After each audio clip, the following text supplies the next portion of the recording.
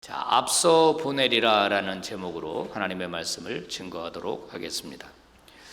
여러분, 시편에 많은 시들이 있는데 그 중에 어떤 시편이 여러분 마음속에 제일 좋아하는 시로 남아 있나요?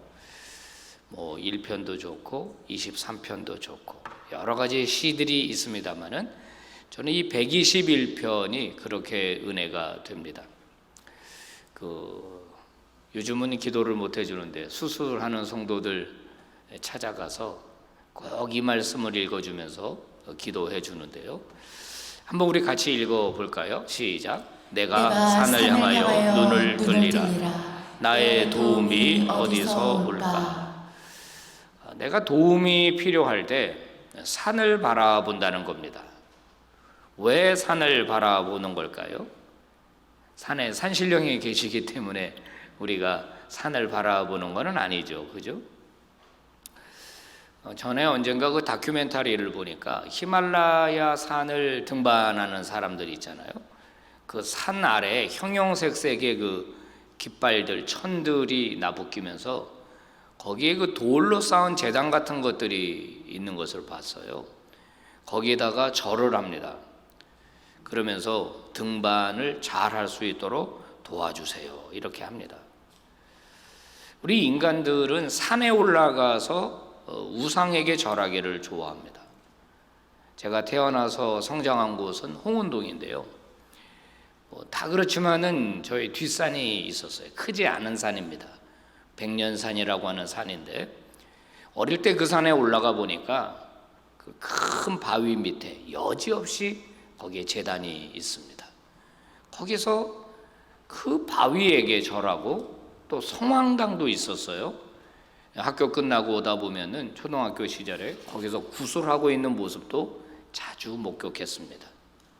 산이 어떤 특별한 효용이 있어서 능력이 있어서 산을 향하여 바라보고 산을 향하여 기도하는 것입니까? 121편은 그런 의미가 아니에요. 이스라엘 백성들에게 산은 여러 가지로 의미가 있습니다. 이스라엘 백성들이 출애굽해가지고 제일 먼저 도착한 곳이 시내산입니다. 물론 지금 이제 시내산이라고 일컬어지는 것은 한 4세기경에 이제 정한 것인데 시내산 후보로 올라 있는 산들이 굉장히 많아요. 여러 개가 있습니다. 어쨌든 저도 그 성지순례를 한 번 하면서 이 시내산에 올라가 본 적이 있는데 굉장히 높은 산입니다. 성경에 보니까 하나님은 시내산에 강림하셨어요. 우레와 빽빽한 구름, 천둥 번개로 임하셨죠. 모세를 부르셨습니다. 그리고 이스라엘 백성들에게 언약을 주시면서 그들을 자기 백성으로 삼아 주셨어요. 그러니까 시내산이라고 하는 것은 출애굽한 이후에 이스라엘 백성들을 이스라엘이 되게 한 특별한 경험이 있는 산입니다. 그런가 하면은 아브라함은 모리아 산에다 자기 아들을 바쳤죠. 산에 올라갔을 때 그 산에서 하나님을 만나게 됩니다. 여러분 잘 아시는 엘리야 선지자는 갈멜산입니다. 갈멜산에서 살아서 역사하시는 하나님을 불길로 만났습니다. 그 물로 적셔진 제단 위에 쌓인 제물을 하나님께서 불러서 역사하셨거든요. 이스라엘에게 하나님이라고 하는 것은 어려울 때마다 도움을 허락하시고 그들에게 특별한 기억을 주시는 그런 아주 거룩한 장소였습니다. 물론 시편 121편은 순례자의 노래라고 해서 1년에 3번씩 내게 보일지니라 말씀하셨던 하나님의 명령을 따라서 원근 각처에 있는 사람들이 예루살렘에 예배하러 오면서 불렀던 노래입니다. 저 멀리 시온산이 보입니다. 그 시온산은 예루살렘 성전이 있는 특별한 산이죠. 그래서 그들은 하나님의 도우심을 기억하면서 산을 바라봤습니다. 자신의 고단한 인생, 고단한 삶, 어쩌면은 기구한 운명이라고나 할까요? 또 개인적으로 처한 어려움들, 이런 것들을 해결하기 위해서 도움이 필요한데 그 도움을 주시는 하나님이 계신 성전이 바로 시온산에 있었기 때문에 그들은 멀리 산을 보면서 하나님께 기도를 했던 겁니다. 성도들 가정 중에서 우리 교회가 보이는 위치에 집이 있는 분들이 있는 것 같아요. 우리 교회가 높은 언덕 위에 세워져 있으니까 멀리서 교회가 보이죠. 여러분, 그럴 때 특별한 위로가 좀 있는 것 같습니다. 위로가. 목사님, 우리 집에서 창문을 열면 교회가 보여요. 십자가가 보여요. 여러분, 그럴 때 우리는 그 십자가와 교회 속에서 역사하시는 하나님을 우리는 기억해 낼 수가 있는 겁니다. 시온산, 이스라엘에게는 특별한 의미가 있고 기억이 있는 그런 산입니다. 이스라엘 사람들에게만 하나님의 도우심이 필요한 것은 아닙니다. 오늘을 살아가는 저와 여러분에게도 하나님의 도우심이 필요하죠. 내 힘으로는 견디기 어려운 일들이 얼마나 많습니까? 여러분, 우리가 새벽마다 주회전에 올라와 기도하는 이유가 뭐예요? 하나님, 내 힘으로 안 돼요. 내 힘으로 어려워요. 하나님 도와주세요. 도와주세요. 우리가 기도하는 거 아니겠어요? 우리 고등부 친구들이 이제 입시를 보는 친구들도 있을 텐데 어린 시절부터 하나님 앞에 기도하고 하나님에게 그 기도가 응답되는 이런 경험들은 그 인생이 형성되는 과정 속에서 하나님이 중요한 분으로 자리 잡습니다.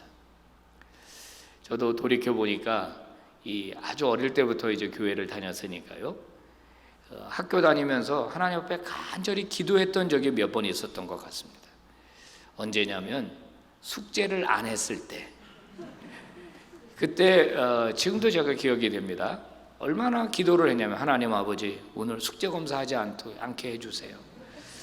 여러분, 이 어린아이의 기도 얼마나 유치합니까? 그죠? 하나님, 오늘 선생님 숙제 검사하지 않게 도와주세요. 그렇게 기도하면서 학교를 갔어요. 그날 했을까요? 안 했을까요? 안 했다고요. 그래서 저는 그때 하나님이 살아계신 걸 확실히 경험했어요. 그 이후로는 한 번도 의심해 본 적이 없습니다. 여러분, 우리에게 하나님의 도우심은 여전히 필요합니다. 오늘 우리가 읽은 23편에 하나님이 우리를 도와주시겠다라고 약속한 말씀이 등장하는데요. 23절 말씀입니다. 함께 봉독해 봅시다. 시작. 내 사자가 내 앞서가서 너를 아모리 사람과 헷 사람과 브리스 사람과 가나안 사람과 히위 사람과 여부스 사람에게로 인도하고 나는 그들을 끊으리니. 아멘. 여기 하나님이 내 사자라 그랬습니다. 사자. 혹시 또 이 사자가 으르렁거리는 사자로 알면 곤란합니다. 그런 사자는 아니에요. 천사를 말하는 겁니다. 하나님이 부리시는 천사 중에서 우리가 잘 아는 천사 가브리엘이 있죠. 주로 좋은 소식을 전하는 천사, 메신저입니다. 메신저. 두 번째 천사는 미카엘입니다. 전쟁하는 천사예요. 이 천사는 굉장한 능력을 가진 천사들입니다. 다 하나님이 부리시는데요. 하나님이 하나님 대신에 천사들을 보내신다는 겁니다. 그런데 이스라엘보다 앞서가게 하신다는 거예요. 앞서가서. 여기 언급되고 있는 아모리, 헷사람, 브리스, 가나안, 히위, 여부수, 이 가나안 족속들입니다. 이제 이스라엘이 가나안 땅으로 들어가게 되는데 이 사람들이 이미 가나안 땅에 살고 있는 족속들이에요. 하나님이 미리 가셔서 그들을 끊어버리시겠다. 그리고 너희들을 내가 인도해 가겠다. 지금 시내산에 있는 이스라엘 백성들이 있거든요. 광야길을 한 번도 가본 적이 없으니까 길을 잘 아는 사람이 인도해 주는 게 중요해요. 근데 사자가 인도해 주겠다. 하나님이 인도해 줄 거고 가나안 땅에 있는 족속들을 끊어버릴 거다. 28절 말씀도 한번 같이 읽어볼까요? 시작. 내가 왕벌을 내 앞에 보내리니 그 벌이 히위 족속과 가나안 족속과 헷 족속을 내 앞에서 쫓아내리라. 네, 여기는 왕벌을 보내신다는 겁니다. 왕벌, 벌을 보내신다. 이것도 역시 하나님의 사자를 의미하는 표현이죠. 미리 보내가지고 다 쫓아내겠다라고 하는 겁니다. 이것은 하나님이 전적으로 이스라엘을 도와주실 것을 의미하는 표현들이에요.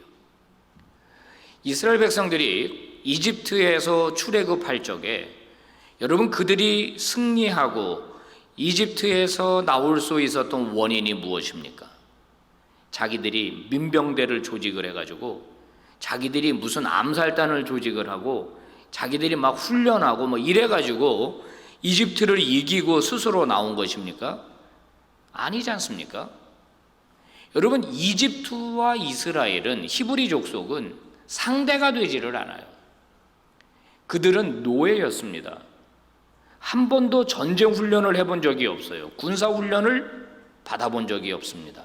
그냥 하루 종일 진흙 이기고 벽돌 만들던 노동자들이었습니다. 잘 훈련된 이집트 군대와 상대가 되지를 않아요. 여러분 마지막 홍해에서 이집트 전차 부대를 그 홍해에 수장시킨 분이 하나님 아니십니까? 무슨 말이냐면 자기들의 힘과 능력으로 출애굽할 수가 없었다는 거예요. 하나님이 미리 역사하시고 10가지 재앙을 통해서 역사했죠. 자, 그들이 가나안 땅에서 이제 전쟁도 아말렉을 이제 만나게 되는데 여러분 아말렉과의 전쟁에서 어떻게 승리했습니까? 모세가 산에 올라가서 손을 들고 기도하니까 이겼잖아요. 하나님의 역사하심을 하나님의 도우심을 경험하도록 한 전쟁이거든요. 이제 앞으로 광야길을 걸어가게 될 텐데 만나와 메추라기로 먹여주십니다. 자기들의 힘으로 농사 지은 적 없습니다. 하나님이 전적으로 도와주셔야만 그들은 생존할 수가 있고 가나안 땅에 도달할 수 있습니다. 하나님은 그걸 지금 이야기하는 거예요.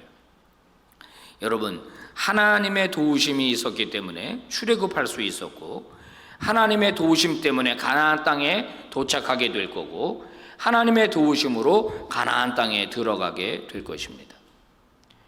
여러분 마찬가지입니다. 오늘 우리도 마찬가지예요. 하나님이 도와주시면 저와 여러분의 인생 가운데 놀라운 일들이 일어날 줄로 믿습니다. 내 힘과 능력이 아니라 하나님의 도우심이 필요해요. 어떻게 하면 우리가 하나님의 도우심을 받을 수 있겠습니까? 자, 오늘 본문 22절 말씀 한번 봉독해 봅시다. 시작.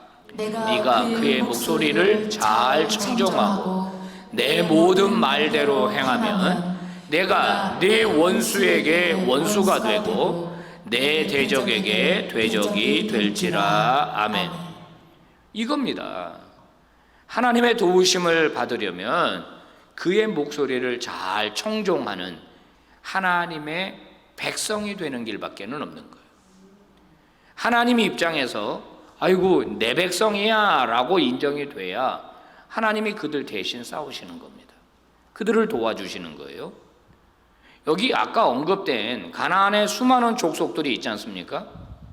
하나님이 왜 그들을 치십니까? 하나님의 백성이 아니거든요.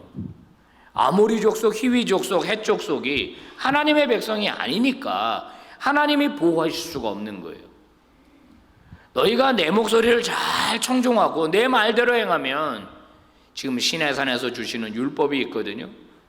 하나님의 법을 잘 지켜내면 내가 너희에게 바로 도움이 되겠다. 너희 원수가 내 원수가 되는 거고 너의 대적이 내 대적이 되는 거다. 내가 사자를 보내고 왕벌을 보내서 내가 너희 대신 싸워줄 것이다 말씀하십니다. 성도 여러분, 여러분에게 하나님은 어떤 존재이십니까? 여러분의 하나님이 맞습니까? 그렇다면 자기의 삶을 한번 돌아봐야 할 겁니다. 나는 하나님의 목소리를 잘 청종하고 있는가? 하나님의 뜻을 잘 수행하고 있는가? 그 말씀대로 살려고 몸부림치는가? 예수님이 이런 말씀하셨죠. 너희가 두 주인을 섬길 수 없다. 너희 인생의 주인은 하나인데 나를 섬기든지 물질을 섬기든지 하나님과 재물을 겸하여 섬길 수 없다. 그렇게 말씀하셨어요. 고대로부터 지금까지 인류가 존재하면서 인간을 사로잡았던 강력한 신은 재물입니다. 맘모니즘이에요. 돈이에요. 돈이 우리를 사로잡고 있어요. 돈이 그리스도인들의 주인 노릇을 하고 있습니다. 그래서 돈이면은 신앙도 팔아먹고 다 팔아먹어요. 돈이면은 하나님의 백성다운 삶도 포기해버리는 거예요.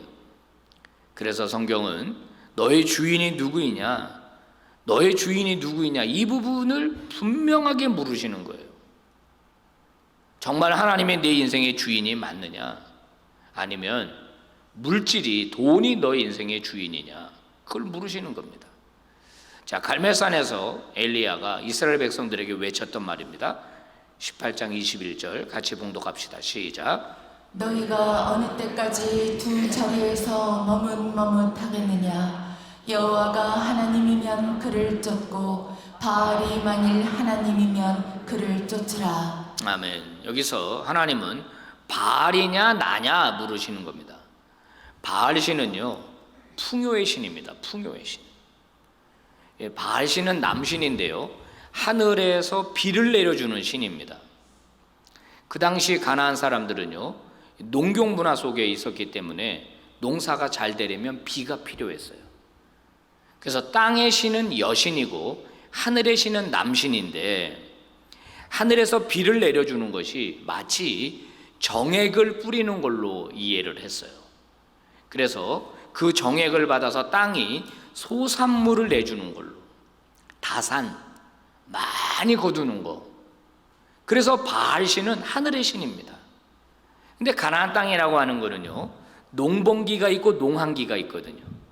그러니까 그들로 말한다면 건기와 우기가 있어요.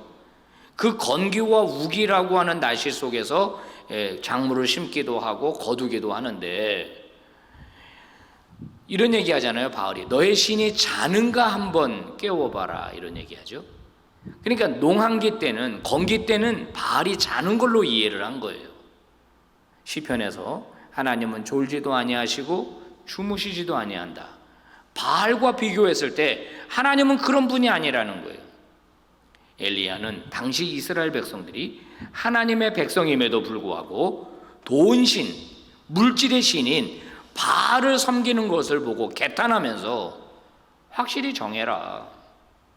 오늘 여기서 정해라. 누구를 따르는 것인지 정해라. 이렇게 결단을 촉구하고 있는 거거든요. 만약에 그들이 하나님 대신에 우상을 섬긴다면 결국은 가나안 땅에 들어갔어도 거기서 쫓겨나게 될 겁니다. 그리고 이스라엘의 역사를 보면 그들은 실패했어요.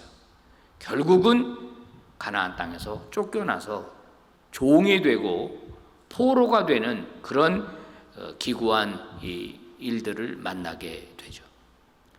성도 여러분, 하나님의 도우심이 필요하다고 여기신다면 오늘 저와 여러분의 인생 가운데 오직 하나님 한 분만을 섬기기로 결단하실 수 있기를 주의 이름으로 축복합니다. 하나님보다 더 사랑하는 것, 하나님보다 더 의지하는 것, 우리 인생에서 치워버려야 합니다. 과감하게 치워버려야 합니다. 제가 이런 설교할 때마다 여러분들에게 말씀드리는데, 예수 믿으면서도 사주팔자 보고 오늘의 운세 보고, 여러분 뭐 궁합 보고, 또 뭐 이름, 또 뭐 장명 또 가서 이름 바꾸고, 아니 어느 날 이름을 바꾸셨어요. 그래서 전에 목회할 때, 그래서 아니 어떻게 이름을 바꾸셨어요? 그랬더니 제 이름이 그렇게 안 좋대요. 이게 뭐예요? 도대체 이게 예수 믿는 사람이 뭐예요? 이게 도대체 누구를 섬기는 거고 누구를 따르는 거예요? 도대체 한번 여러분 따라서 해주시기 바랍니다. 예수 믿으면 내 팔자가 바뀝니다. 운명이 바뀌는 거예요. 아멘이죠? 아멘입니다. 예수 믿으면 운명이 바뀌는 거예요. 운명론자들이 말하는 일, 우리 인생에 안 일어나요. 왜요? 하나님이 우리를 도와주시기 때문입니다. 자, 하나님의 도우심을 받으려면 그래서 구별된 삶을 살아야 돼요. 구별된다. 이게 구별된다라는 말이 거룩하다라는 말인데, 자, 여러분 가나안 땅에 들어가게 되었을 때는 가나안 땅에 문화가 있었어요. 그 가나안 땅의 문화에 휩쓸리면 안 되는 거거든요. 거룩한 문화, 구별된 문화를 가지고 살아가야 되는 겁니다. 24절 말씀 같이 봉독합시다. 시작. 너는 그들의 신을 경배하지 말며 섬기지 말며 그들의 행위를 본받지 말고 그것들을 다 깨뜨리며 그들의 주상을 버리고, 계속해서 너는 그들과 그들의 신들과 언약하지 말라. 그들이 내 땅에 머무르지 못할 것은 그들이 너를 내게 범죄하게 할까 두려움이라. 네가 그 신들을 섬기면 그것이 너의 올무가 되리라.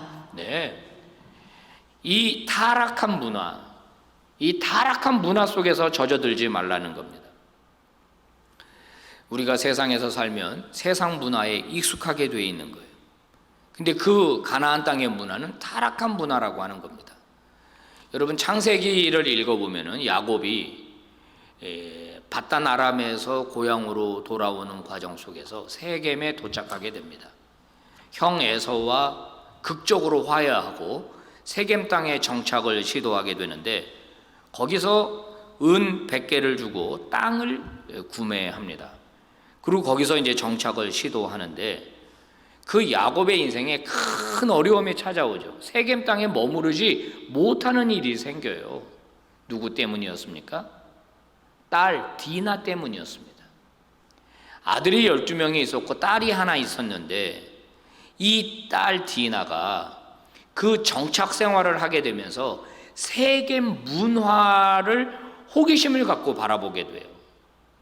그 친구들을 사귀게 됩니다. 그러면서 세겜 문화 속에 들어가면서 거기에 젖어버려요. 그러다가 어떤 일을 당합니까? 하몰의 아들 세겜이라는 이 사람이 유혹을 해가지고 디나를 강간하지 않습니까? 그 일이 연루가 돼서 대량 학살 사건이 일어나게 돼요. 시므온과 레위가 자기 여동생을 학살한 세겜 사람들을 속이고 할례 받으면 결혼하겠다고 거짓말하고 할례를 행하니까 전부 남자들을 죽여버립니다. 야곱의 가족은 급하게 짐을 싸가지고 세겜에서 도망칠 수밖에 없었죠. 여러분 결국 하나님이 우리에게 요구하시는 건 뭐냐면 거룩함이에요. 세상 속에서 살지만 세상과 섞이지 않는, 세상 속에서 살지만 세상이 나를 침범하지 못하는. 여러분 마치 배가 바다에 이렇게 떠 있을 때 말이에요. 배는 바다에 있는 게 맞는 겁니다. 그죠? 여러분 배는 바다를 항해하기 위해서 지어진 존재예요. 근데 그 배가 결국 바다에서 무너지면 바닷물이 이 안에 들어오게 되면 배는 침몰하는 거죠. 바닷물로부터 막아줘야 배가 배의 사명을 감당할 수 있는 것처럼 우리의 존재는 세상 속에 있는 겁니다. 그런데 세상과 동화되면 결국 우리는 세상이라는 곳에 침몰할 수밖에 없는 그리스도인이 되는 거예요. 하나님이 우리에게 요구하시는 것은 바로 그 거룩함입니다. 사도행전 5장에서 아나니아와 삽비라의 사건을 우리는 기억합니다. 수요 예배 이 설교를 들으신 분들은 아시겠지만 그게 거짓말, 헌금 거짓말에서 죽은 걸로 생각하면 여러분 그것은 온전히 그 사건을 이해하는 게 아니에요. 결국 물질을 많이 드리고 그것이 기득권이 되어서 교회 안에 중요한 자리에 오르게 되는, 돈으로 교회 안에 어떤 직분이나 위치를 사려고 하는 시도였어요. 그것은 세상의 논리입니다. 세상의 논리가 교회 안에 들어오는 것을 하나님께서 염려하시고 당시 사도들이 그것과 싸웠기 때문에 교회의 순결을 지켰기 때문에 교회가 교회될 수 있었던 거거든요. 교회 안에 헌금을 많이 하시는 분들이 계시기 마련입니다. 어느 교회나 마찬가지예요. 근데 헌금을, 우리 교회는 이제 그런 분이 안 계시는 걸로 저는 아는데, 어떤 교회 얘기를 들어보면 헌금을 많이 내니까 그분의 헌금 때문에 교회 재정에 상당 부분이 차지가 돼요. 근데 그분의 말이 교회 안에서 굉장히 유력한 거예요. 돈의 힘이 교회 안으로 들어온 거죠. 아나니아와 삽비라 사건이 뭐예요? 교회가 가지고 있어야 할 구별됨, 거룩함을 잊어버리는 거예요. 세상의 논리가 교회를 먹어버린 거예요. 그러니까 신앙 공동체가 제대로 설 수가 없는 거죠. 우리가 힘들고 어려운 시절이 되면은 타협할 그 유혹에 시달리게 됩니다. 경제적으로 힘들어지면 타협하려고 하는 거예요. 여러분, 그런데 그럴 때일수록 우리의 믿음을 보여주어야 할 때입니다. 힘들고 어려울수록 하나님을 붙들어야 하는 것이 저와 여러분의 삶이에요. 타협하면 그것이 결국 나를 승하게 할 것 같지만 결국 돌이킬 수 없는 후회를 가져오게 만듭니다. 세상 속에서 타협하지 않고 거룩함을 지켜내는 믿음의 종들 되시기를 바랍니다. 일본의 아동 문학가 중에 노베치라고 하는 분이 너의 둥지는 너무 낮았다라는 시를 발표한 적이 있습니다. 이 시를 쓰게 된 동기에 대해서 제가 읽어본 적이 있는데요. 자기 집 앞 그 나무에 새가 둥지를 막 짓더랍니다. 여러분, 그럴 때 얼마나 신기해요. 새가 막 지푸라기를 물어와가지고 둥지를 짓는 모습을 보는데 자기가 볼 때 너무 둥지를 낮게 짓는 거 아닌가 이런 생각이 들었다는 거예요. 근데 그렇다고 새한테 야 여기 지으면 안 돼 충고할 수도 없고 자기가 또 손으로 옮겨줄 수도 없어서 그냥 내버려 뒀다는 겁니다.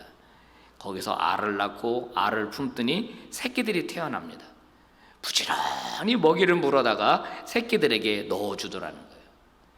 그 모습을 보면서 정말 행복감을 느꼈는데 어느 날 예측했던 비극이 일어나고 말았죠. 어미가 둥지를 비운 사이에 고양이가 새끼들을 이제 물어간 겁니다. 먹이를 가지고 돌아왔는데 둥지에 새끼들이 없으니까 이 어미새가 구슬피 울더라는 겁니다. 이걸 보면서 시인이 마음의 동기를 얻어가지고 너의 둥지는 너무 낮았다 이런 시를 쓰게 됐다라는 거예요. 성도 여러분, 어쩌면 우리도 이 세상에서 둥지를 틀고 살아가는 인생일지도 모르겠습니다.